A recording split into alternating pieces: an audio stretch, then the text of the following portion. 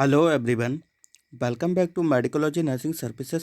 सो friends, जैसा कि आप सभी फ्यूचर नर्सिंग ऑफिसर्स को पता है, मध्य प्रदेश एनएचएम की तरफ से एग्ज़ाम आपका 7 फरवरी को ही होने जाने वाला है। उसी के देखते हुए हम आपके लिए कंटिन्यूसली क्लास अपडेट कर रहे हैं यूट्यूब चैनल पे। तो आई होप आप सभी लोग क्लास अच्छे से देख रहे होंगे और अपना जो भी स्टडी है वो भी बहुत अच्छे से प्रिपेयर कर रहे होंगे। आज का जो हमारा क्लास लेना है उसी के कंटिन्यूएशन में हमारा क्लास रहने वाला है। अभी तक आपके लिए हमने 17 क्लासेस के समथिंग कंडक्ट करवा दिया है। यदि किसी भी फ्यूचर नर्सिंग ऑफिसर्स ने एग्ज़ाम के पहले क्लासेस नहीं देखा है तो प्लीज़ जाइएगा और सारा क्लासेस वॉच कर लीजिएगा। इसमें से आपको काफ़ी हेल्प मिलने वाला है। काफ़ी टाइप के एमसीक्यू आपको देखने को मिल जाएंगे जो कि सीधे ही आपको एग्ज़ाम में डायरेक्ट स्ट्राइक करने को मिलेंगे। आज का जो हमारा क्लास लेने वाला है ओल्ड क्वेश्चन पेपर का क्लास रहने वाला है। उसी के कंटिन्यूशन में आगे क्लास हम कंटिन्यू बनाए रखेंगे। तो यदि कोई भी फ्यूचर नर्सिंग ऑफिसर से नया जुड़ा है हमारे चैनल पे और चैनल को पहली बार वॉच कर रहा है तो चैनल को सब्सक्राइब कर लेना वीडियो और चैनल पे को ज़्यादा से ज़्यादा बच्चों तक शेयर कर दीजिएगा। चलिए आज का हमारा क्लास हम अपडेट करते हैं। और सबसे पहले महत्वपूर्ण इंपॉर्टेंट इन्फॉर्मेशन ये है कि आप सभी लोगों को मेडिकोलॉजी नर्सिंग सर्विसेज के द्वारा फ्री ऑफ कॉस्ट एनएचएम के जो जितने भी एग्ज़ाम पेपर अभी तक कंडक्ट करवाए थे, चाहे कोई से भी एग्ज़ाम पेपर की बात कर लूँ मैं आपसे 2019 का बात कर ले, 2020 का बात कर ले, 2021 का बात कर ले, 2022 का बात कर ले, ठीक है। चारों पाँचों साल के एग्ज़ाम पेपर आपको मेडिकोलॉजी नर्सिंग सर्विसेज के द्वारा जो एनएचएम स्टाफ नर्स के एग्ज़ाम पेपर है वो सभी फ्री ऑफ कॉस्ट देखने को मिलेंगे, ठीक है। फ्री ऑफ कॉस्ट आपको मेडिकोलॉजी नर्सिंग सर्विसेज के द्वारा प्रोवाइड करवाए जा रहे हैं। यदि अभी तक किसी भी फ्यूचर नर्सिंग ऑफिसर ने एग्ज़ाम पेपर नहीं लिया है तो वो प्लीज़ ले लीजिएगा। हमारे द्वारा सबको ही free of cost exam paper दिए जा रहे हैं, ठीक है। आज का हमारा क्लास हम स्टार्ट करते हैं बिना किसी टाइम डिले के। तो जो पिछला हमारा क्लास हुआ था उसमें मैंने आपको 60 क्वेश्चन आई थिंक डील करवा दिए थे। आज 61 से क्वेश्चन यहाँ पे अपडेटेड रहने वाले हैं। तो स्टार्ट करते हैं हम हमारा आज का क्लास। तो यहाँ पे फर्स्ट जो क्वेश्चन है अच्छे से पढ़ना है। The objectives of the school health services programme are all the following except. तो आई थिंक ये वाला यार 61 वाला क्वेश्चन हमारा हो गया था, 62 वाला क्वेश्चन भी हो गया था, ठीक है। 64 वाला क्वेश्चन भी हो गया था। अब बात करते हैं 65 नंबर के क्वेश्चन का भी ये हो गया था, ठीक है। तो 64 65 के क्वेश्चन का हो गया था। 67 वाला क्वेश्चन से स्टार्ट होना है, ठीक है। To assess the circulation in emergency department always check. तो यहाँ पे पूछा गया है to assess the circulation in emergency department assess से सबसे पहले हम क्या उसमें असेस करते हैं, ठीक है। तो सबसे पहले यदि बात की ली जाए to assess the circulation in emergency department, ठीक है। तो पल्स ऑक्सीमेट्री करेंगे क्या, पेरिफेरल पल्स करेंगे क्या, या सेंट्रल पल्स करेंगे क्या, या बात करें फोर्थ वन ऑप्शन का द कार्डियक मॉनिटर करेंगे। तो जैसा हम बोलते हैं आपको हमेशा ही कि एग्ज़ाम पैटर्न एग्ज़ाम में आपको एमसीक्यू को हमेशा ही कैसे सॉल्व करना है, तो हमेशा ही आपको एलिमिनेशन टेक्निक का यूज़ करके ही आपको आपके एग्ज़ाम पेपर को सॉल्व करना है, ठीक है। एलिमिनेशन टेक्निक यूज़ करेंगे तो आपके जो राइट वन आंसर है वो आपको ऑटोमेटिकली देखने को मिल जाएगा, ठीक है। To assess the circulation in emergency department always check. तो यदि इमरजेंसी डिपार्टमेंट का बात करें तो वहाँ पे सबसे पहले हम क्या असेस करते हैं, तो सबसे पहले बात करें तो सेंट्रल पल्स हम वहाँ पे क्या देखते हैं, सेंट्रल पल्स का हम यूज़ करते हैं और सेंट्रल पल्स हमेशा ही चेक किया जाता है, ठीक है। कार्डियक मॉनिटर ये सब बात का लेटर का बात है कि बाद में हम चीज़ें देखते हैं। सेंट्रल पल्स भी होती है कि जो सबसे पहले देखी जाती है। पल्स ऑक्सीमीटर भी बाद में लगाया जाता है। पेरिफेरल पल्स भी हम बाद में चेक करते हैं। पर सबसे जो मेन इंपॉर्टेंट चीज़ होती है वो सबसे पहले क्या देखा जाता है, आपको सेंट्रल पल्स आप फील करते हैं, ठीक है। अब बात करते हैं हम 68 नंबर के क्वेश्चन का। आपसे एनएचएम जो एग्ज़ाम हुआ था कि किस टाइप से क्वेश्चन पूछा गया था। विच of the following is a water borne disease. तो यहाँ पे आपसे पूछा गया है कि वाटर बोर्न डिसीज़ कौन सा है, ठीक है। चारों में से वाटर बोर्न डिसीज़ कौन सा रहने वाला है, ठीक है।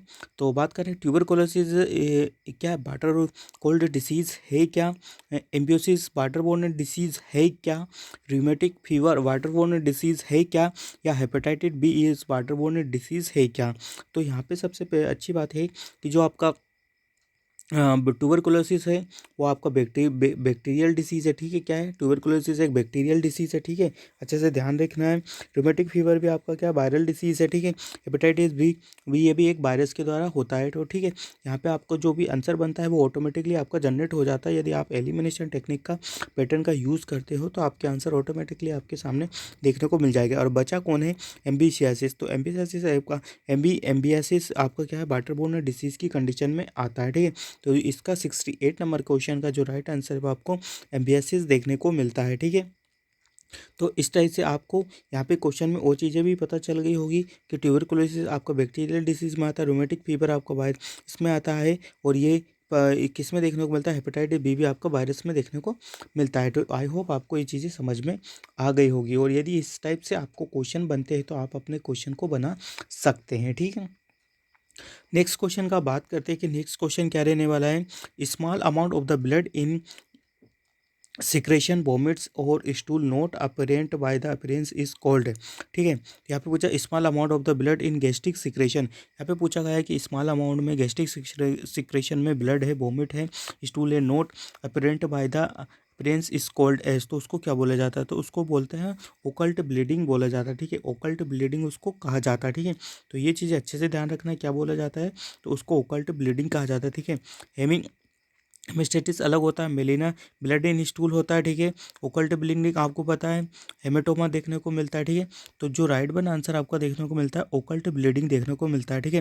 हेमेटोमेसिस आपको अच्छे से पता है कि वोमिटिंग, जब हम उल्टी करते हैं और किसी पर्सन को उल्टी करते करते उसको ब्लड आ जाता है तो उसको हेमेटोमेसिस बोला जाता है, ठीक है। तो इसका राइट आंसर यह नहीं होने वाला है। आपको हमेशा ही एलिमिनेशन टेक्निक का यूज़ करना है, ठीक है, जैसा इसमें किया है। इसका मेलिना आपको पता है, ब्लड इन स्टूल, ठीक है। हेमेटोमा आपको अच्छे से पता है, ठीक है। ओकल्ट एंड ब्लीडिंग ये ऑटोमेटिक आपका क्या है, राइट वन आंसर देखने को मिल जाता है, ठीक है। तो आई होप आपको ये चीज़ें समझ में आ गई होगी कि ओकल्ट ब्लीडिंग क्या रहता है और किसकी वजह से हमको देखने को मिलता है, ठीक है। तो अब बात करते हैं हम नेक्स्ट नंबर के क्वेश्चन का। 70 नंबर का क्वेश्चन क्या है, पूछा गया था आपसे प्रीवियसली जो एनएसएम एग्जाम हुआ था 2020 में, सॉरी 22 में, ठीक है। Which of the following is a indication of the neurological damage, ठीक है। तो यहाँ पे पूछा गया है कि भाई कौन सा इंडिकेशन करता है न्यूरोलॉजिकल डैमेज को, ठीक है। बेटल साइन इंडिकेट करता है क्या न्यूरोलॉजिकल डेवलपमेंट को, ठीक है, न्यूरोलॉजिकल डेवलपमेंट या न्यूरोलॉजिकल डैमेज को, ठीक है। डिसकॉन्जुगेटेड गेज करता है क्या, CSF राइनोरिया करता है क्या, या फेरिफेरल एक एकाइमोसिस करता है क्या, ठीक है। तो यहाँ पे जो राइट बना आंसर आपको लिए देखने को मिलेगा डिसकॉन्जुगेटेड गेज, ठीक है। क्या देखने को मिलेगा, डिसकॉन्जुगेटेड गेज के लिए आपका न्यूरोलॉजिकल डेवलपमेंट नहीं होता है, उसको वजह से डैमेज दिखता है, वो डिसकॉन्जुगेटेड गेज की वजह से देखने को। बेटल साइन नहीं होता है, ठीक है। CSF राइडोनिया नहीं होता, पेरिफेरल काइमोसिस भी अलग कंडीशन में आता है, ठीक है। पर जो राइट बना आंसर आपको देखने को मिलेगा वो क्या देखने को मिलेगा, पेरिफेरल एकाइमोसिस राइट बना आंसर आपको देखने को मिलेगा, ठीक है। बात करते हैं हम नेक्स्ट 71 नंबर के क्वेश्चन का कि आपसे क्या पूछा गया था, ठीक है। When the core body temperature is below 95 Fahrenheit degree Celsius, ठीक है। तो यहाँ पे पूछा गया है कि कोर बॉडी टेम्परेचर का 95 डिग्री का बिलो टेम्परेचर क्या रहने वाला है, ठीक है। तो ये चीज़ें हैं, अच्छे से पढ़िएगा क्या लिखा हुआ है। When the core body temperature is below 95 Fahrenheit degree Celsius is cold है, तो इसको हाइपरथर्मिया बोला जाता है, ठीक है। इसको क्या बोला जाता है, तो इसको हम बोलते हैं हाइपरथर्मिया, ठीक है। अब हाइपरथर्मिया क्यों बोला जाता है, क्योंकि जो बॉडी टेम्परेचर है वो आपका कितने से कम है, 95 डिग्री से यदि कम है तो डेट मीन्स कि आपकी बॉडी का जो टेम्परेचर है वो लो में है, ठीक है। तो इसकी वजह से उसको क्या बोला जाता है, उसको हाइपरथर्मिया बोला जाता है, ठीक है। वही बात करते हैं, यदि ये बॉडी का टेम्परेचर आपको हाई देखने को मिलता है, ठीक है, क्या देखने को मिलता है, यदि बॉडी का टेम्परेचर आपको हाई देखने को मिलता है तो उसको क्या बोला जाता है, उसको बोलते हैं हम हाइपरथर्मिया, उसको बोला जाता है, ठीक है। उसको क्या बोलते हैं, तो उसको हम बोलते हैं, उसको हम हाइपरथर्मिया बोलते हैं। और यदि बॉडी का टेम्परेचर कम है तो उसको हम हाइपोथर्मिया बोला जाता है, ठीक है। क्या बोला जाता है, उसको हाइपोथर्मिया बोला जाता है। तो आई होप फ्रेंड्स आपको ये चीज़ें समझ में आ गई होगी कि किसको क्या बोला जाता है। कोल्ड स्ट्रोक क्या होता है, ज़्यादा ही आपको कोल्ड हो जाता है तो की वजह से देखने को पड़ता है। हीट स्ट्रोक जिसका हीट वगैरह ज़्यादा की से देखने को मिलता है, ठीक है। तो आई होप आपको ये सारी चीज़ें क्लियर हो गई होगी। जैसा कि आपको सभी को पता है कि जैसे ही जैसे इसे क्लास कंटिन्यूशन में चलता रहता है तो मैं आपको बीच में कुछ एडिशनल चीज़ें भी बता देता हूँ, जिसकी वजह से क्या होता है कि आपको क्या है कि हर चीज़ों का ज्ञान हो जाता है, हर चीज़ों का नॉलेज मिल जाता है। क्योंकि जो एग्ज़ाम पेपर में पूछा जाता है वो आपको सारे सब्जेक्ट के रिगार्डिंग क्वेश्चन पेपर पूछा जाएगा, ठीक है। तो सबसे पहले यदि बात करें कि अब मैं तुमको अब सभी स्टूडेंट्स को मैं आपको क्या करूँगा कि कुछ एडिशनल चीज़ें बता दूंगा कि एडिशनल चीज़ें क्या होती है क्या नहीं होती है, ठीक है। तो सबसे पहले यदि मैं बात करूँ आपको कि जो एडिशनल चीज़ें हैं फर्टिलाइजेशन, जैसा आप सभी लोगों ने सुन के रखा होगा, ठीक है। क्या सुन के रखा होगा, ओबीजी के रिगार्डिंग कुछ क्वेश्चन बता रहा हूँ, नोट डाउन कर लीजिएगा, ठीक है। फर्टिलाइजेशन आपने सुन के रखा होगा। यदि आपसे एग्जाम में पूछा जाता है कि फर्टिलाइजेशन कहाँ पे होता है, ठीक है। यदि एग्जाम में कभी कभी क्वेश्चन पूछा जाता है तो फर्टिलाइजेशन हमेशा आपको फेलोपियन ट्यूब के एम्पुला पार्ट में होता है, ठीक है। यदि ऑप्शन में एम्पुला पार्ट दिया है और फेलोपियन ट्यूब भी दिया है तो आपको क्या करना है, एम्पुला पे पुटअप करना है, ठीक है। क्या करना है, एम्पुला पे पुटअप करना है, ठीक है। तो जो आपको फर्टिलाइजेशन होता है वो हमेशा ही आपको एम्पुला के फेलोपियन किस में देखने को मिलता है, आपके फेलोपियन ट्यूब के एम्पुला पार्ट में देखने को मिलता है, ठीक है। अब बात करते हैं जो फर्टिलाइजेशन होता है उसमें कितने टोटल क्रोमोसोम कितने देखने को मिलता है, ठीक है। तो उसमें जो क्रोमोसोम देखने को मिलता है आपके 46 क्रोमोसोम देखने को मिलते हैं, ठीक है। जिसमें आपको एक्स और एक्स वाई देखने को मिलता है, ठीक है। तो अब बात करते हैं हम नेक्स्ट नंबर के जो इम्पोर्टेंट चीज़ है कि आपका जो इम्प्लांटेशन होता है वो फर्टिलाइजेशन के आफ्टर डे में कितने दिन बाद क्या हो जाता है, इम्प्लांट हो जाता है, ठीक है। जैसे यदि आफ्टर आपका फर्टिलाइजेशन होता है, ठीक है, उसके बाद कितने दिनों बाद आपका इम्प्लांटेशन हो जाता है। तो बात करें 6 से लेकर 10 दिन में आपका इम्प्लांटेशन होकर हो जाता है, ठीक है। कितने दिन में हो जाता है, तो 6 से लेकर 8 दिन या 6 से लेकर 10 दिन में आपका इम्प्लांटेशन हो जाता है, ठीक है।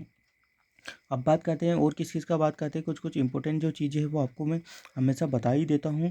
इसमें आपको पता है कि कुकनिंग कब होता है, क्यूकनिंग कब होता है, पॉजिटिव साइन क्या होता है, मल्टीपेरा क्या देखने को मिलता है, ठीक है। क्यूकनिंग होता है प्रेजेंटिव साइन देखने को मिलता है, क्या क्यूकनिंग क्या देखने को मिलता है, आपको हमेशा ही एग्जाम में पूछा जाता है। जो क्यूकनिंग होता है वो प्रेजेंटिव साइन ऑफ प्रेगनेंसी में काउंट किया जाता है, ठीक है। किस में किया जाता है, तो प्रेगनेंसी में प्रेजेंटिव साइन के रूप में किया जाता है। और ये कब देखने को मिलता है, ये 16 से लेके तो 19 वीक में देखने को मिलता है, जस्टेशनल एज में देखने को मिलता है। कब देखने को मिलता है, तो 16 से लेके तो 19 की जस्टेशनल एज में आपको ये चीज़ें देखने को मिलती है, ठीक है। किस में देखने को मिलती है, 16 से लेके तो 19 जस्टेशनल एज में ये चीज़ें आपको देखने को मिलती है, ठीक है। तो आई होप आपको ये चीज़ें समझ में आई होगी, ठीक है। और कभी कभी जो क्वेश्चन हमेशा ही बनता है कि प्राइमरी ग्रेविडा में कब देखने को मिलता है और मल्टी ग्रेविडा में कब देखने को मिलता है। तो क्यूकनिंग में हमेशा बता देता हूँ, यदि आपको मल्टी ग्रेविडा फीमेल लेडी है तो उनको जल्दी क्यूकनिंग देखने को मिलता है, ठीक है। कब देखने को मिलता है, तो उनको जल्दी क्यूकनिंग देखने को मिलता है। और वही बात करें हम जो जो प्राइमी ग्रेविडा फीमेल है उनको जो होता है वो कब देखने को मिलता है, तो उनको देखने को मिलता है 18 से लेके 20 वीक में देखने को मिलता है। वहीं मल्टी ग्रेविडा है तो उनको 16 से लेके तो 18 वीक में वीक्स ऑफ जेस्टेशन में उनको क्यूकनिंग देखने को मिलता है। क्यूकनिंग का क्या मतलब होता है कि बच्चा आपके पेट में क्या करता है, लात में मारता है, जैसा आपने सुन के रखा हो किकिंग वाला जो सिस्टम होता है उसी को हम क्या बोलते हैं, उसी को हम क्यूकनिंग बोला जाता है, ठीक है। तो आई होप आपको यहाँ से कुछ चीज़ें समझ में आ गई होगी ओबीजी के रिगार्डिंग। क्योंकि ओबीजी जो ऐसा सब्जेक्ट है कि इसमें आपसे क्वेश्चन कभी ना कभी पूछ ही लिया जाता है, किसी भी फॉर्म में क्वेश्चन बना के पूछ लिया जाता है। तो आई होप आपको ये चीज़ें समझ में आ गई होगी, ठीक है। अब कुछ चीज़ें एडिशनल थोड़े क्वेश्चन करने के बाद मैं आपको फिर बाद में बताता हूँ, ठीक है।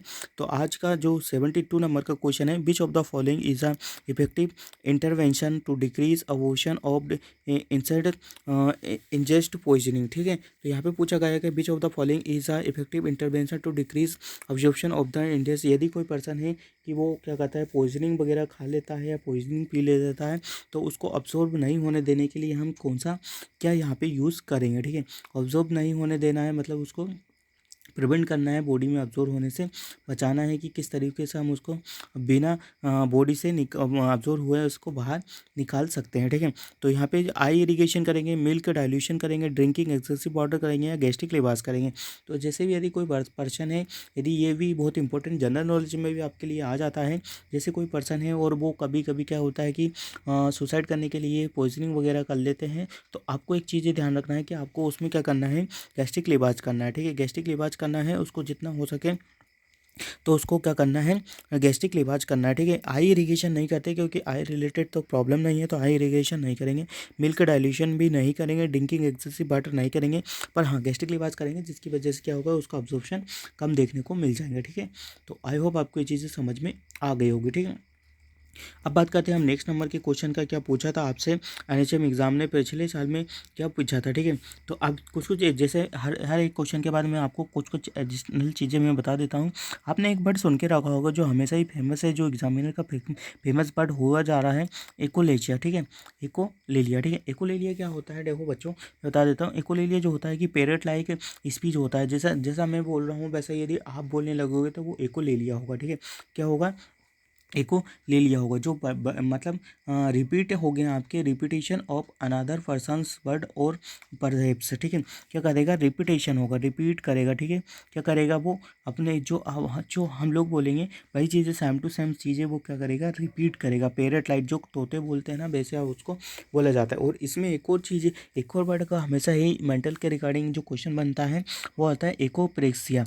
ठीक है, एको ले लिया, एको, जिसमें क्या होता है कि बॉडी मूवमेंट का वो करता है। ठीक है, बॉडी मूवमेंट का नकल करने लगता है, जिसकी वजह से क्या होता है, जैसे ही आप मूव करोगे तो वैसा सेम टू सेम जो पर्सन है जिसको ये कंडीशन हो रखा होता है, वो सेम टू सेम ये चीज़ें का क्या करेगा, अप्लाई करेगा। ठीक है, क्या करेगा, अप्लाई करेगा। ठीक है, अभी जो क्वेश्चन बना था आपको हाल ही में पूछा था, इसमें ग्रुप 5 में जो क्वेश्चन बना था कि आपको कभी कभी लिथियम का थेरापेटिक सीरम लेवल का लिथियम का क्या डोज पूछा जाता है। ठीक है, तो यहाँ पे इसका लेने वाला 0.5 से लेकर तो 1.5 मिली इक्विवेलेंट पर लीटर रहने वाला रहता है। ठीक है, मिली इक्विवेलेंट पर लीटर ध्यान देना है। हर पीछे का जो वैल्यू रेखा रहता है वो भी हमको अच्छे से पढ़ना होता है। कभी कभी आपको वैल्यू चेंज करके भी क्वेश्चन पूछ लिया जाता है। ठीक है, क्या पूछ लिया जाता है, तो वैल्यू चेंज करके भी पूछ लिया जाता है कि क्या नहीं रहता है, क्या रहता है। ठीक है, तो आई होप आपको समझ में आ गया होगा। ठीक है, साइकेट्री के रिगार्डिंग में आपसे कुछ इंपॉर्टेंट चीज़ें बता रहा था जिसमें आपको हमेशा ही याद रखना है। देखो मैं बता देता हूँ कि क्या होता है, साइकेट्रिक जो होता है जिसमें आपको हमेशा ही पूछा जाता है, एक डाबडा करके आता है। ठीक है, डाबे डा, आपने तो शॉर्ट फॉर्म में सुना होगा, ये किसने दिया था, तो ये कुबलर रोज का जो थ्योरी होता है stage of the date and dining के लिए होता है। ठीक है, अच्छे से पता होगा आप लोगों को। इसमें डाबडा करके एक जो आता है, कभी कभी इसमें आपसे पूछ लिया जाता है, क्या पूछ लिया जाता है कि इसका फुल फॉर्म पूछ लिया जाता है, तो मैं आपको यहाँ डिटेल में बता देता हूँ। D4 क्या होता है, डिनाइन। ठीक है, D4 डिनाइल होता है। ठीक है, डिनाइन बोल सकते हैं या हम डिनाइल बोल सकते हैं, मतलब किसी भी चीज़ को एक्सेप्ट नहीं करना है, टोटली मना कर देना है। फिर A4 क्या होगा, एंगर करेगा, वो धीरे धीरे क्या करेगा, एंगर करने लग जाएगा। ठीक है, फिर वो क्या करेगा, B4 क्या करेगा, बार्गेनिंग करेगा। ठीक है, क्या करेगा, B4 बार्गेनिंग करेगा। फिर बार्गेनिंग करने के बाद उसके पास कुछ ऑप्शन नहीं बचेगा, फिर वो डिप्रेस्ड हो जाएगा। ठीक है, क्या हो जाएगा, डिप्रेस्ड हो जाएगा। और देन फाइनली वो क्या करेगा, A4 एक्सेप्टेंस कर लेगा। ठीक है, मान लीजिए किसी भी पर्सन को क्या हो जाता है, कोई डिसीज़ कंडीशन हो जाती है या किसी को कैंसर वगैरह लाइक ऐसे बिग डिसीज़ हो जाती है, तो वो सबसे पहले ही क्या करता है, डिनाइल करेगा कि मेरे को ऐसा हो ही नहीं सकता, ये पॉसिबल नहीं है। ठीक है, वो हमेशा ही ये करेगा। फिर क्या करेगा, तीसरे उसको थोड़ा लगेगा तो फिर वो अपने आप से गुस्सा करेगा, सब पे गुस्सा करेगा, हाँ मेरे साथ ऐसा, फिर बार्गेनिंग करने लग जाएगा कि हाँ ऐसा कैसा हो सकता है वगैरह, ये करेगा। फिर धीरे धीरे उसको समझ में आ जाएगा, फिर वो क्या करेगा, डिप्रेस्ड होने लग जाएगा और फाइनली एक स्टेज पे वो क्या करेगा, उस चीज़ को क्या कर सकता है, एक्सेप्ट कर लेगा। ठीक है, एक्सेप्ट कर लेगा। ठीक है, तो ये चीज़ें हैं डाबडा करके, जो एक कुबलर रोज करके एक थ्योरी आता है, इससे हमेशा ही क्वेश्चन पूछा जाता है, बहुत ही इंपॉर्टेंट क्वेश्चन बनते हैं इससे, हमेशा ही क्वेश्चन पूछा जाता है। ठीक है, और एक और जो क्वेश्चन पूछा जाता है साइकेट्रिक के रिगार्डिंग, जो क्वेश्चन बनते हैं हमेशा, मास्लो हिलार्की थ्योरी। ठीक है, मास्लो हिलार्की थ्योरी में आपको हमेशा ही क्वेश्चन पूछा जाता है। इसमें जो क्वेश्चन बनता है देखो वो कैसे बनता है, इसमें आपसे क्वेश्चन पूछेगा कि सबसे हाईएस्ट क्या है और सबसे लोवेस्ट क्या है। ठीक है, यही क्वेश्चन पूछा जाता है, क्या पूछा जाता है, सबसे हाईएस्ट लेवल क्या है, सबसे लोवेस्ट लेवल क्या रहता है। ठीक है, तो आपको अच्छे से पता है मास्लो हियरार्की थ्योरी में नीड्स, साइकोलॉजिकल जो नीड्स लगता है आपको, एयर वाटर फूड शेल्टर ये डिस्कम्फर्ट वगैरह, ये सारी चीज़ें आपको किस में देखने को मिलती है, मास्लो हायरार्की थ्योरी में आपको देखने को मिलती है। किस में देखने को मिलती है, मास्लो हायरार्की थ्योरी में आपको ये चीज़ें देखने को मिलती है। तो आई होप आज से आपको साइकियाट्री के रिगार्डिंग जो क्वेश्चन मैंने आपको बताए थे वो थोड़े बहुत क्या हो गए हैं, ईजी आपके लिए हो गए होंगे। ठीक है, क्या हो गए होंगे, ईजी आपके लिए हो गए होंगे। ठीक है, अब इसके रिगार्डिंग में कुछ आपको पीडीएफ के रिगार्डिंग भी बहुत चीज़ें इंपॉर्टेंट चीज़ें मैं बताने वाला हूँ। तो आई होप अच्छे से आप ध्यान रखिएगा, क्योंकि पीडीएफ के रिगार्डिंग जो क्वेश्चन बनते हैं वो सीधे ही एग्जाम में आपको देखने को मिलते हैं। ठीक है, तो पीडीएफ के रिगार्डिंग जो हमेशा क्वेश्चन बनता है कि father of the Indian paediatrician कौन है, father of the Indian paediatrician कौन है, तो ये चीज़ें आपको देखने को मिलती है। ठीक है, तो वही इसके रिगार्डिंग में आपको अच्छे से पढ़ के जाना है। एग्ज़ाम में कभी कभी क्या है कि ऐसे ही क्वेश्चन पूछ लिए जाते हैं। तो आई होप आपको चीज़ें समझ में आ रही होगी। ठीक है, अब बात करते हैं, सबसे पहले यदि बात के लिए कर ली जाती है तो हम बच्चों का जो बेस्ट इंडिकेटर बताते हैं हमेशा। ठीक है, ठीक है, क्या बताते हैं, बेस्ट इंडिकेटर किससे पता लगाते हैं बच्चों में, यदि बेस्ट इंडिकेटर का यदि बात करूँ मैं। ठीक है, best indicator of the child का, तो हम वेट के अकॉर्डिंग उसका पता लगाते हैं। ठीक है, किसके अकॉर्डिंग उसको पता लगाते हैं, तो वेट के अकॉर्डिंग हम उसका पता लगाया जाता है। ठीक है, क्या लगाया जाता है, वेट के अकॉर्डिंग उसका पता लगाया जाता है। अब यही बात कर ली जाए आपसे कि न्यूबॉर्न किसे बोला जाता है। ठीक है, किसे बोला जाता है, तो न्यूबॉर्न किसे बोला जाता है, तो बताएं। न्यूबॉर्न जो होता है वो फर्स्ट 24 आवर्स में जो बेबी बोर्न होता है उसको क्या बोला जाता है, उसको हम 24 आवर्स में, फर्स्ट 24 आवर्स में जो बेबी बोर्न होता है उसको हम न्यूबॉर्न बेबी बोला जाता है। ठीक है, क्या बोला जाता है, उसको न्यूबॉर्न बेबी बोला जाता है। ठीक है, फिर जो न्यूनेट होता है, ठीक है, न्यूनेट आपको देखने को पता है 28 दिन का जो बच्चा होता है उसको हम क्या करते हैं, उसको हम न्यूनेट बोलते हैं। 0 से लेकर 7 डेज का जो बच्चा होता है उसको हम अर्ली न्यूनेट बोलते हैं। ठीक है, उसको क्या बोलते हैं, उसको हम अर्ली न्यूनेट बोलते हैं। उसके बाद जो जो 7 से लेकर तो 28 दिन का जो बेबी होता है उसको हम लेट न्यूनेट्स बोलते हैं। ठीक है, क्या बोलते हैं, उसको हम लेट न्यूनेट बोलते हैं। उसके बाद जो 1 ईयर तक जो बेबी चलता है उसको इन्फेंट पीरियड बोलते हैं। ठीक है, उसको क्या बोला जाता है, तो उसको हम बोलते हैं इन्फेंट पीरियड उसको बोला जाता है। ठीक है, अच्छे से ध्यान रखना, बहुत ही इंपॉर्टेंट चीज़ें बता रहे हैं आपको, न्यूरोनेट इंपॉर्टेंट चीज़ें आपके साथ रहने वाली है। ठीक है, और बात कर लें जाते हैं हेड सर्कम्फ्रेंस आपका, और चेस्ट, जो हेड सर्कम्फ्रेंस होता है वो चेस्ट सर्कम्फ्रेंस होता है वो कब देखने को मिलता था, तो वो 6 मंथ में आपका इक्वल हो जाता है। ठीक है, किसी कितने मंथ में हो जाता है, तो 6 मंथ में वो हेड सर्कम्फ्रेंस और चेस्ट सर्कम्फ्रेंस आपका क्या हो जाता है, इक्वल हो जाता है। ठीक है, क्या हो जाता है, तो इक्वल हो जाता है। ठीक है, अब बात करते हैं यदि पीडियाट्रिक के रिगार्डिंग में बात कर ली जाती है, तो जो आपका एक नॉर्मल इंडियन बेबी का जो बर्थ रहता है वो कितना रहता है, 2.5 किलो से लेकर तो 3 किलो तक एक बेबी, नॉर्मल बेबी आपका इंडियन इंडियन सिनेरियो के अकॉर्डिंग आपको देखने को मिलता है। ठीक है, कितना देखने को मिलता है, इंडियन सिनेरियो में आपको देखने को मिलता है। ठीक है, बात करते हैं यदि यही जो बेबी होता है वो हमेशा यदि 2.5 किलो से कम है तो वो लो बर्थ वेट बेबी की कंडीशन में आ जाता है। ठीक है, किस में आ जाता है, तो लो बर्थ वेट बेबी की कंडीशन में आ जाता है। ठीक है, तो ये चीज़ें ध्यान देना है। इसके बाद जो इंपॉर्टेंट क्वेश्चन बनता है हमेशा किसमें, पीडियाट्रिक के रिगार्डिंग, वो किस में देखने को मिलता है, आपको अबगार स्कोर में देखने को मिलता है। ठीक है, अबगार स्कोर किसने दिया था, पिंजरिया किसने दिया था, तो जो अबगार स्कोर है वो आपको अच्छे से पता है कि इसके ही जो क्या बोलते हैं, अबगार इसी के नाम पर उन्होंने रखा हुआ है। ठीक है, तो उन लोगों ने इसको दिया हुआ था। ठीक है, अबगार स्कोर में आपको कितने स्कोर देखने को मिलते हैं, तो अबगार स्कोर में आपको स्कोर देखने को मिलते हैं जिसमें आपको 7 to 10 देखने को मिलता है, 4 to 6 देखने को मिलता है, और 0 से 3 देखने को मिलता है। जो क्वेश्चन यहाँ पे बनता है, जो हमेशा पूछा जाता है, यदि किसी बेबी का अबगार स्कोर कितना है, 7 से लेकर 10 है, तो वो किस कंडीशन में आता है। ठीक है, तो वो इंडिकेट करता है कि इमीडिएट डिस्ट्रेस हो रखा है। ठीक है, उसको इमीडिएट डिस्ट्रेस हो रखा है, मतलब ज़्यादा उसको प्रॉब्लम नहीं है। ठीक है, बात करें हम यदि उसको 6 से लेके, तो क्या होता है, 4 से लेके तो 6 की कंडीशन में है तो इमीडिएट डिस्ट्रेस नहीं है। ठीक है, फिर इस जो बात करते हैं तो मॉडरेट डिस्ट्रेस होता है। ठीक है, और 0 से 3 में तो इंडिकेट करता है कि वो सीवियर डिस्ट्रेस की कंडीशन में वे भी हो रखा है। ठीक है, किस में देखने को मिलता है, तो सीवियर की देखने को मिलता है। ठीक है, तो इसमें 3 तरह की आपको चीज़ें देखने को मिलती है। ठीक है, क्या देखने को मिलती है, तो 3 तरह की इसमें आपको चीज़ें देखने को मिलती है। यदि जो आपका बेबी का जो स्कोर आ रहा है वो यदि 7 से लेकर 10 में है तो आपको टेंशन लेने का ज़्यादा ज़रूरत नहीं होता। ठीक है, बट याद करें 4 to 6 में कंडीशन में आ रहा है तो फिर भी आपको लिटिल बिट क्या है कि अवेयर हो जाना है कि बेबी को कुछ प्रॉब्लम में भी हो सकता है। ठीक है, बात करें हम नेक्स्ट का, यदि बेबी का जो अबगार स्कोर है वो 0 से 3 आ रहा है तो बहुत ही ज़्यादा सीवियर कंडीशन देखने को मिलती है। ठीक है, हमेशा जो अबगार स्कोर में आपसे पूछा जाता है। और क्या पूछा जाता है कि बेबी का इंडिकेटर करता है कितने पॉइंट्स कब दिए जाते हैं, कितने पॉइंट्स कब नहीं दिए जाते हैं। तो ये चीज़ें भी आपको अच्छे से पता होना चाहिए। जो अबगार स्कोर होता है, ठीक है, अबगार स्कोर में ही उसका जो फुल फॉर्म होता है वो छुपा रहता है, ठीक है। अबगार स्कोर में क्या उसका फुल फॉर्म आपको छुपा रहता है। A4 आपको देखने को मिलता है बच्चों अपीयरेंस, ठीक है। अपीयरेंस में क्या क्या देखने को मिलता है। यदि आपका बेबी जो है ब्लू और पेल है, ठीक है, ब्लू और पेल है तो आप उसको 0 मार्क्स देंगे, ठीक है। बात करें 1 मार्क कब देंगे और 2 मार्क्स कब देंगे, ठीक है। ज़्यादा से ज़्यादा हम कितने 2 दे सकते हैं और कम से कम ज़्यादा 0 दे सकते हैं, ठीक है। अब यदि बच्चे का ब्लू और पेल है, ठीक है, ब्लू है और पेल है तो उसको 0 मार्क्स से देंगे, ठीक है। वही बात करते हैं यदि बच्चे का बॉडी पिंक है और ब्लू एक्सट्रीमिटी क्या है आपका ब्लू है तो हम उसको 1 मार्क दे देंगे, ठीक है, 1 मार्क दे देंगे। और बच्चा कंप्लीटली पिंक है तो उसको 2 दे देंगे। मतलब जो भी बच्चा होता है आपने देखा होगा पहले भी, जो बच्चे होते हैं हमेशा ही आपको पिंक पिंक देखने को मिलते हैं, ठीक है।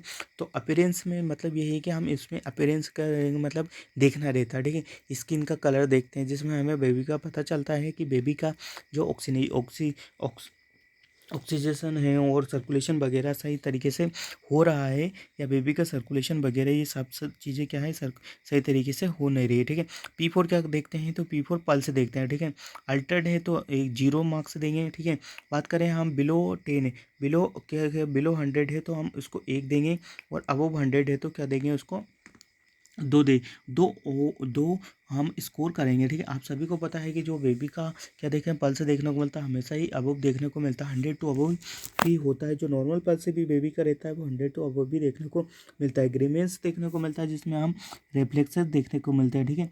A4 आपको अपीयरेंस हो गया, P4 पल्स हो गया, G4 क्या होता है ग्रीमेंस देखने को मिलता है जिसमें क्या होगा कि बच्चा फ्लेफी होगा, ठीक है, मिनिमल रिस्पॉन्स करेगा तो 1 नंबर दे देंगे, और एक्टिवली रिस्पॉन्स करेगा तो हम उसमें 2 नंबर दे देंगे, ठीक है। बात करें हम A4 एक्टिविटी मसल टोन देखते हैं इसमें। यदि मसल टोन अपसेंट है, ठीक है, क्या है यदि मसल टोन अपसेंट है तो हम इसमें 0 मार्क्स दे देंगे, ठीक है। यदि बात करें यहाँ हम फ्लेक्स्ड है या बच्चा कम है तो उसको 1 मार्क्स दे देंगे। और एक्टिवली बिल्कुल ही फ्लेक्स्ड है तो हम उसको 2 मार्क्स दे देंगे, ठीक है। बात करें हम इसमें R4 रेस्पिरेशन रेट नहीं आता, ठीक है, इसमें रेस्पिरेशन आता है ओनली, ठीक है। तो ये चीज़ हमेशा इसमें गलती होती है। कभी कभी जो क्वेश्चन बनता है वो हमेशा ही पूछा जाता है कि all are the Virginia Henderson Apgar score क्या बोलते हैं इंडिकेटर, या जो भी बोलते हैं एक्सेप्ट करके एक क्वेश्चन बना लिया जाता है कि कौन सा नहीं होता है। तो उसमें कभी कभी जो क्वेश्चन बनता है रेस्पिरेटरी रेट के लिए देता है या रेस्पिरेटरी रिदम के लिए दे दिया जाता है, ठीक है। तो इसमें ही ये हमेशा कन्फ्यूज़न आपके सामने क्रिएट होता है, ठीक है। तो आई होप आपको ये चीज़ें समझ में आ गई होगी। इसके रिगार्डिंग जो क्वेश्चन बनेंगे वो ऐसे ही क्वेश्चन बनेंगे। आपको क्या करा जाएगा, देखो स्टूडेंट्स ऐसा है कि आपको इसमें नंबरिंग के अकॉर्डिंग दे दिया जाएगा कि नंबरिंग देना है कि यदि एक बच्चा है उसका ब्लू एक्सट्रीमिटीज़ है या फिर मसल टोन फ्लेफी है तो फिर उसका अबगार स्कोर क्या होगा। तो ऐसे एक कंडीशन बना दे दी जाएगी और फिर आपको क्या है कि कंडीशन के अकॉर्डिंग आपका आंसर वगैरह वहाँ पे पुट अप करना होगा, ठीक है। तो ये चीज़ें हैं आपको अच्छे से पता होना चाहिए, ठीक है। अबगार स्कोर के रिगार्डिंग और ये के बच्चों के रिगार्डिंग जो पीडियाट्रिक है उसके रिगार्डिंग बहुत ही इंपॉर्टेंट जो क्वेश्चन बनते हैं वो हमेशा ही NHM जो एग्ज़ाम पेपर है वहाँ से पूछ लिया जाता है, ठीक है। क्या पूछ लिया जाता है, NHM वाला जो एग्ज़ाम है वो पूछ लिया जाता है, ठीक है। बर्निक्स कैसियोसा देखने को मिलता है। केपेट सक्सिडोनम भी आपको पीडियाट्रिक में देखने को मिलता है। तो केपेट सक्सिडोनम आपको अच्छे से पता होता है कि क्या होता है। उसमें क्या होता है कि बर्थ ये सारी कंडीशन केस में देखने को मिलती है, बर्थ इंजरी में देखने को मिलती है। आपको ऑडी में डेवलप्ड हो जाता है, ठीक है। कहाँ डेवलप्ड हो जाता है तो स्कैल में डेवलप्ड हो जाता है। ये रिवर्सल रहता है। ये कुछ समय के बाद क्या हो जाता है क्या होता है सबसाइड भी हो जाता है। बट जो कैपेट सक्सिडोनम होता है वो क्या होता है कि आपकी क्या बोलते हैं कि ब्रेन बैरियर को क्रॉस नहीं करता, ठीक है। Oedema does not cross the suture line, ठीक है। इसको सूचर लाइन को ये क्रॉस नहीं करता, ठीक है। बट जो कैपेट सक्सिडोनम है या हेमेटोमा, ठीक है, जो कैपेट हेमेटोमा होता है वो सूचर लाइन को क्रॉस कर जाता है, ठीक है। क्या कर जाता है वो सूचर लाइन को क्रॉस कर जाता है, ठीक है। और वो है ना क्या होता है कि बर्थ के आफ्टर कुछ दिनों बाद भी अपीयर होता है। ये सडनली आपको अपीयर देखने को मिल जाता है, ठीक है। कब देखने को मिल जाता है तो ये सडनली अपीयर देखने को मिल जाता है, ठीक है। तो आई होप आपको ये चीज़ें समझ में आ गई होगी। जो भी इंपॉर्टेंट चीज़ें मैं बोल रहा हूँ वो बहुत ही एग्ज़ाम के पॉइंट से बहुत ज़्यादा ही इंपॉर्टेंट रहने वाली है, ठीक है। क्योंकि ऐसा जो एग्ज़ाम पेपर है वो हमेशा ही ऐसा ही आता है, कभी भी कुछ भी पूछ लिया जाता है। तो आपको हर एक चीज़ के लिए क्या करना है, प्रिपेयर होकर जाना है एग्ज़ाम पे। ऐसा नहीं है कि कुछ भी पढ़ रहे हो, बट हर चीज़ पढ़ के ही जाना है, ठीक है। क्या करना है, हर चीज़ पढ़ के ही आपको जाना है, ठीक है। तो आई होप आपको समझ में आ गया होगा। अब बात करते हैं हम कुछ और इम्पोर्टेंट चीज़ें का। जो मैकेनियम आपको देखने को मिलता है वो कब देखने को मिलता है, तो जो मैकेनियम होता है बच्चे का कब पास आउट हो जाता है, ठीक है। तो ये जो नॉर्मल इसका रहता है 72 आवर्स 24 से, तो 72 आवर्स में मैकेनियम क्या है, बच्चे का पास हो जाना चाहिए। यदि नहीं होता है तो आपको पता है कि कौन सा डिसीज़ कंडीशन हो सकता है। तो यदि बच्चे का मैकेनियम वगैरह टाइम से पास नहीं हो रहा है तो उसको फिर हरकंवंस जो एक डिसीज़ नाम की बीमारी होती है, वो डिसीज़ नाम की है, उसको डिसीज़ कंडीशन डेवलप होने के चांसेस आपको देखने को मिलते हैं, ठीक है। क्या देखने को मिलते हैं, वो डिसीज़ कंडीशन होने के चांसेस देखने को मिलते हैं, ठीक है। संकन बेबी का जो सिंड्रोम होता है वो किसकी वजह से देखने को में ब्रीथिंग वगैरह डिफ़िकल्टी हो जाती है, ठीक है। तो आई होप आपको ये चीज़ें समझ में आ गई होगी। और क्या क्या चीज़ें हैं कि इसमें जो पीडियाट्रिक के रिगार्डिंग जो क्वेश्चन हमेशा बनता है वो क्या बनता है कि बच्चे के जो मूवमेंट करता है कि बच्चा कब कौन सा क्या करने लग जाता है, ठीक है। क्राउनिंग बच्चा जो होता है, सबसे पहले बात कर ली जाए तो बच्चा जो होल्ड करता है अपने आप को कितने 0 से 3 मंथ में होल्ड कर लेता है, ठीक है। रोलिंग कब करता है, तो रोलिंग 4 से 5 मंथ में कर लेता है, ठीक है। Rising to on the hand, ठीक है। हैंड के थ्रू राइजिंग कब कर लेता है, वो तो जो राइजिंग ऑन द हैंड की बात करते हैं तो 4 to 5 में देखने को मिलता है, ठीक है। अब बात करते हैं जो एंजाइटी वगैरह डेवलप तो होता है, किसी को देख के भी बच्चा घबरा जाता है, तो वो सिक्स मंथ में करता है, ठीक है। कितने में करता है, तो 6 मंथ में वो करता है, ठीक है। स्ट्रेंजर एंजाइटी बोला जाता है, ठीक है। उसको क्या बोलता है, स्ट्रेंजर एंजाइटी बोला जाता है। मतलब किसी भी अननोन पर्सन को देख के बच्चा बहुत ही ज़्यादा घबराना स्टार्ट कर देता है, ठीक है। बच्चा वॉकिंग वगैरह या बच्चा विदाउट सपोर्ट कब बैठ जाता है, तो 6 to 8 में बैठ जाता है। और स्टैंडिंग कब करता है, तो 9 to 10 मंथ में वो बच्चा क्या करता है, स्टैंडिंग भी करना स्टार्ट कर देता है, ठीक है। 11 से 15 में 11 से 15 मंथ में बच्चा क्या है कि चलने भी लग जाता है, ठीक है। अब बच्चा क्या करता है, कभी कभी स्टेयर का चढ़ने का एक क्वेश्चन पूछा जाता है कि बच्चा स्टेयर कब पे चढ़ना कब स्टार्ट कर देता है या स्टेयर से उतरना कब स्टार्ट कर देता है। तो मैं एक चीज़ बता देता हूँ कि बच्चा स्टेयर पे चढ़ना तो बहुत पहले ही स्टार्ट कर देता है, बट जो बच्चा उतरने का जो प्रोग्राम होता है उसका वो कब डेवलप होता है, तो आफ्टर 3 ईयर में ही उसका देखने को मिलता है, ठीक है। और क्या क्या चीज़ें इंपॉर्टेंट होती है कि फर्स्ट जो टीथ होता है वो कौन सा डेवलप होता है, तो जो फर्स्ट टीथ होता है वो लोअर सेंटर इंसाइजर बच्चों में डेवलप होता है, ठीक है। कब होता है और कब कब आपका विजडम टीथ आता है, तो आपका जो विजडम टीथ होता है वो 21 साल की उम्र में हर बच्चे को देखने को मिल जाता है, ठीक है। और क्या बात करिए, जो परमानेंट टीथ आते हैं वो कब देखने को मिलता है, तो 7 ईयर से 7 to 6 ईयर में आपको केवल परमानेंट टीथ आपके ओकेर होने लग जाते हैं, ठीक है। तो ये कुछ एडिशनल चीज़ें हैं, हर चीज़ें मैं एडिशनल तौर पर आपको हमेशा ही बताता हूँ, ठीक है। अब बात करते हैं हमारे क्वेश्चन पेपर की ओर, ठीक है। To maintain the quality of the CPR the rescue should change their role every. तो यहाँ पे बहुत ही इंपॉर्टेंट क्वेश्चन है, बहुत ही इंपॉर्टेंट क्वेश्चन है। ये NHM में आने वाले NHM में भी हमेशा ही आएगा, नोट डाउन कर लीजिएगा। 30 सेकेंड, 5 मिनट्स, 2 मिनट्स या 3 मिनट्स। तो हमेशा ही आपको 2 मिनट्स में आपका रोल चेंज कर देना है, ठीक है। यदि क्वालिटी CPR दे रहे हैं आप, तो रेस्क्यू को चेंज करना कितने में, 2 मिनट्स में चेंज कर देना, ठीक है। तो इसका जो कभी कभी रेशियो पूछा जाता है या आप अडल्ट में दे रहे हो तो उसका 30:2 देखने को मिलता है, ठीक है। कितना देखने को मिलता है, और आपको कितना ब्रीथ प्रोवाइड करवाना होता है, तो आपको 100 से लेकर तो 120 ब्रीथ भी प्रोवाइड करवाना होता है, ठीक है। हमेशा आपको 2 रेस्क्यू होने चाहिए आपके पास, ठीक है। यदि आपको रोड पे भी आपको कुछ ऐसी चीज़ें देखने को मिल जाती है तो सबसे पहले आपको सीन सेफ्टी का ध्यान में रखना होता है, ठीक है। फिर आपको एयरवे ब्रीथिंग सर्कुलेशन चेक करना होता है, ठीक है। तो ये चीज़ें इंपॉर्टेंट चीज़ें हैं। और क्या क्या चीज़ें देखी जाती है, तो आपको कितना देखना है, कहाँ पे देना है होता है, तो मिड जीपी स्टेनम में देना होता है, ठीक है। अच्छे से ध्यान रखना है, ठीक है। मिड जीपी स्टेनम में देना होता है, ठीक है। वो बेबी को कितना 2 इंच दबाना रहता है, ठीक है। यदि बेबी को दे रहे हैं तो बिल्कुल स्लोली वो पाम के थ्रू, फिंगर के थ्रू हम उसको CPR दे देते हैं, ठीक है।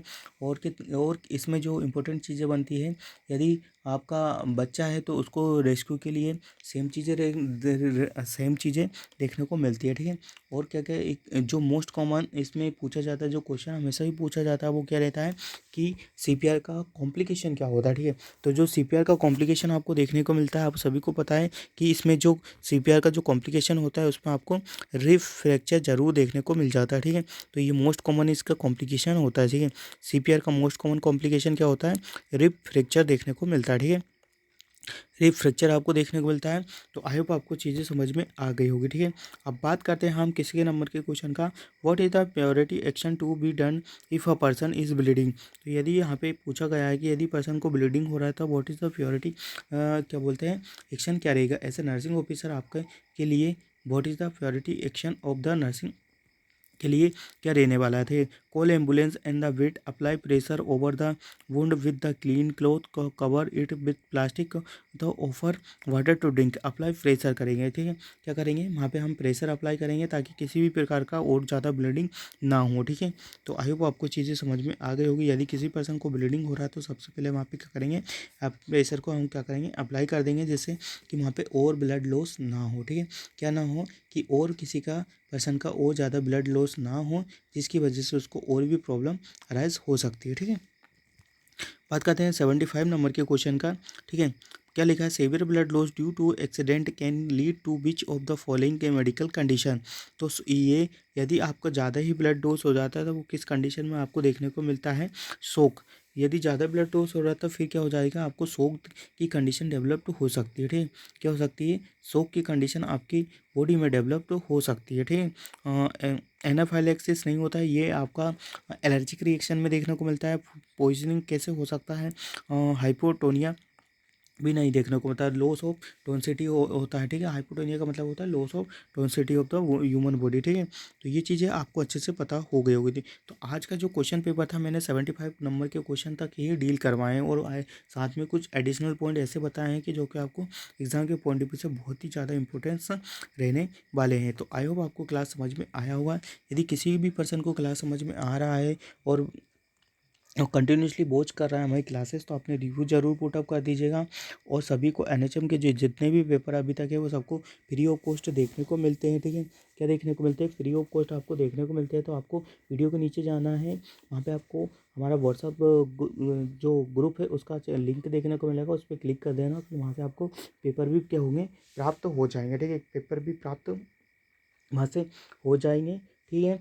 तो आपको क्या करना है कि आपको पेपर भी मिल जाएंगे, अच्छे से स्टडी करना है, क्योंकि आपका जो पेपर है वो 7 फरवरी को ही देखने को मिलेगा। क्या कब देखने को मिलेगा, तो 7 फरवरी को की ही आपका एग्ज़ाम पेपर आपको देखने को मिल जाएगा। तो बढ़िया तरीके से आपको स्टडी मेंटेन बनाए रखना है, ठीक है। और मोस्ट इंपॉर्टेंट थिंग ये है कि आपको ये क्लास का लिंक ज़्यादा से ज़्यादा बच्चों को शेयर करना है, ताकि सभी लोगों को क्लास का बेनिफिट मिल पाए, ठीक है। तो मिलते हैं एक न्यू क्लास में न्यू अपडेट के साथ। जब तक आप बने रहिएगा मेडिकोलॉजी नर्सिंग सर्विसेज के यूट्यूब चैनल पर। और भी बहुत इंपॉर्टेंट चीज़ ये है कि आपको बिल्कुल कंप्लीट थ्योरी, जो रीनल सिस्टम का एक कंप्लीट थ्योरी आपके साथ डील करा है, खाली कल ही मैंने उसको अपलोड किया है। तो उसमें आपको एम्स लेवल का स्टडी करवाया जा रहा है, कंप्लीट स्टडी उसमें एम्स लेवल का, ठीक है। यदि कोई फ्यूचर नर्सिंग ऑफिसर है जिसको अच्छे से डिटेल में स्टडी करना है रीनल सिस्टम का, तो रीनल सिस्टम का सारा क्लास में per day by two by उसमें अपलोड करता जाऊंगा, ठीक है। एम्स नर्सिंग ऑफिसर करके प्ले लिस्ट आपको देखने को मिल जाएगा, तो वो क्लास भी वहाँ देखने को मिल जाएगा। या यूट्यूब पे आप सर्च करेंगे तो भी आपको एम्स नर्सिंग ऑफिसर क्लासेस के रूप में हमारा क्लासेस पे आपको देखने को मिल जाएगा, ठीक है। तो आप किसी भी तरीक़ा की यहाँ पे अच्छे से तैयारी कर सकते हैं, ठीक है। तो मिलते हैं एक न्यू वीडियो में न्यू अपडेट के साथ। बिल्कुल पॉजिटिव एनर्जी के साथ आपको क्या कहता है, जी जान से मेहनत करके अच्छे से स्टडी करना है, क्योंकि पेपर है कि जो 7 फरवरी को ही हो जाएगा, ठीक है। कोई ज़्यादा टाइम नहीं बचा है, 7 फरवरी को आपका एग्ज़ाम कंडक्ट हो जाना है, ठीक है। तो मिलते हैं अगले दिन न्यू क्लास के साथ। जब तक आप अच्छे से स्टडी करिएगा। जय हिंद, जय भारत।